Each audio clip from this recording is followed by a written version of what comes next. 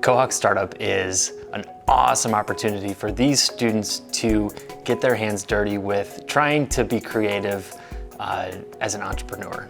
I don't come from a business background. I was hesitant to jump into an entrepreneurship event, but even for someone who is interested primarily in the arts, this has been an amazing source of connections. I think it's very valuable. I think people sometimes underestimate the power of connections, and me being able to meet all of these alumni who are really amazing people is just wonderful, and I appreciate the opportunity to do this here, and I've made some really valuable connections, and I hope that they take me far within my career. Figuring out how to take an idea from start to execution sort of embodies the idea in my mind of what Coe is about, which is using your education to try to figure out a solution to help solve problems in the world. It's really exciting to know that people saw potential in our startup. It was really nice to collaborate with new people.